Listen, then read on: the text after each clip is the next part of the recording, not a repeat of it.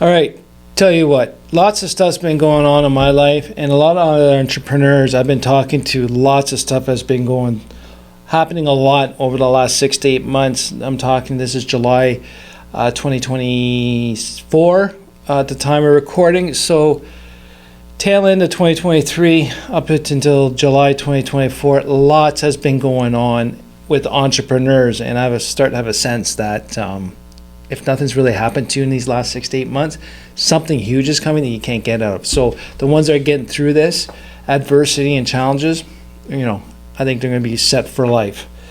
Very challenging, personal challenges, but I want to reflect a little bit on my discussion with my new friend Steve French, and he went through something similar. He found out one morning that his next 2 years of revenue is gone, like that, like a snap, flick an eye, bat of an eyelash, whatever you want to call it. It was gone. That's 2 years of planned work. They removed all that revenue from it. It was a government program, but either way, it's done. What does he do? Lost a lot of future clients as well. Get rid of staff, reframe what they do. It was a big slap in the face, and it required courage to do something about it. Could easily bow it out, shut everything down and walk away, but he decided to have the courage to go through and deal with this adversity.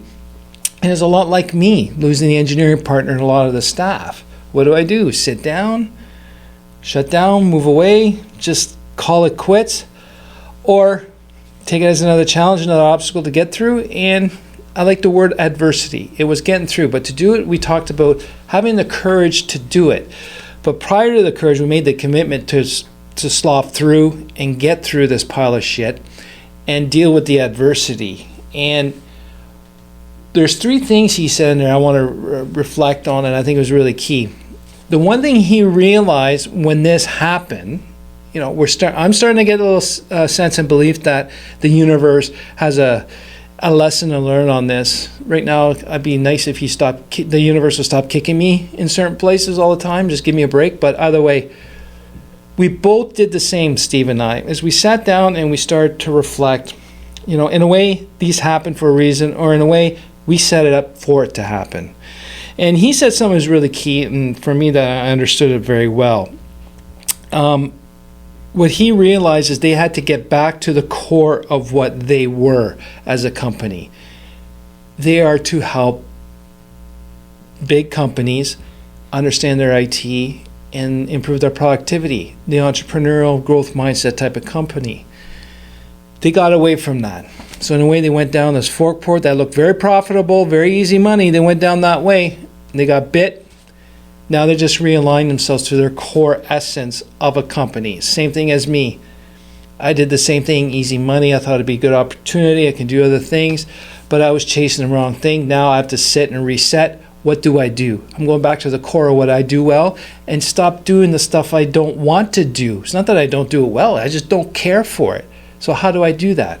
But by understanding that, sitting down and reflecting to make the commitment and have the courage to go through, understanding what the core of what you want to do as an entrepreneur, as a company, go back on track to your true core. It was key. And I think if you want to reflect, when you waver from your core essence of your company or your core direction or ideal clients, is that when you got into trouble or different challenges? I know I can. To me, that was it. When I deviated from what I want to do best and not only what I do best, but what I want to do more of, that's when I got into trouble. Okay? Courage requires fear, and I thought that was a great conversation, and he has a great point here. Fear is all about the past and looking back. So, looking back at the past and is fear-based. A lot of people, when they get fear, they get stuck in the present thinking about the past and using the past as a way to not move forward. And I like that because we're just looking back and fixated on that. But now courage, as he said, is about future movement and taking action. Now, we need the fear to get the courage going. But courage is not the same as fear. Fear is shitting your pants. Now, courage is what you do with shit in your pants is key, and that's courage. We both sat down, we identified that our core, we deviated from our core, and now we're in this hot water, this pile of shit. What are we going to do with it to move forward? And that requires the courage, which is also based on the fear, but the fear keeps you stuck because you're looking back. We have to look forward and move through. And the one term I like is, if you're in hell, how do you get out of it? One step at a time. You got to keep moving through until you get out of it. And the key thing here with all this adversity and these massive challenges was, which for both of us, it really cut our hearts. It really knife in the heart. Like, it was bad. And I'm very fortunate with my diagnosis and more confidence in myself. I did exactly what he does. And I now believe, I always had, but I never believed it. But now I believe that I have a network that wants to support me. So he reached out. This is the situation. All he was doing this, it wasn't looking for help or support. It was, this is what's going on. I'm in deep shit. Don't know what to do. Thanks for listening. Right? I replied back. I didn't give him ideas. I didn't say, hey. I said, hey, dude, I'm going through the same type of stuff. I hear, I feel you. I'm here when you need me. And I checked in a couple days later. Everyone did that. So you need to reach out to your network for support when you're in the pile of shit. Okay? Because if you don't, you're dealing with that pile of shit by yourself. You're starting to look back more. Stay fear-based. And then with the ADHD brain, man, it just goes through and ruminates. Because we actually said we're having a hard time and challenging, it's now external, it's out. I hear it. It's coming back to my brain differently. Then you got people who understand that something's going on, and they can come up with solutions, or they can figure out ways. But at least they know that you're challenging, you got something you got to work through, and they'll be there when they need you, okay, or when you need them. And it's very, very important, okay? Now, one thing about being an entrepreneur, I think if you do not find piles of shit during your journey as an entrepreneur, you're not growing. You're stagnant, you're staying the same thing. And you know what? If that's the way you want to roll, that's fine. I'm not judging you. But as a growth mindset entrepreneur who's driven, I have to keep finding piles of shit. I'll never not find piles of shit. Adversity, challenges, and obstacles. It's almost to the point I'm actually feeling it's a great challenge to do it. But the point is, every time we get through piles of shit, we learn to recover. We learn a new way to recover from adversity, which gives us a new tool in our toolbox for the next pile of shit we find. Okay? As long as that pile is bigger and bigger and bigger, like, I hate to say it, but we're growing. It's just when you solve the problem right now, that problem now will take away and remove, and it gives us more access to smaller piles of shit that was blocked by the other one. Or we find bigger problems to hurdle because of our growth, and there's nothing wrong with that.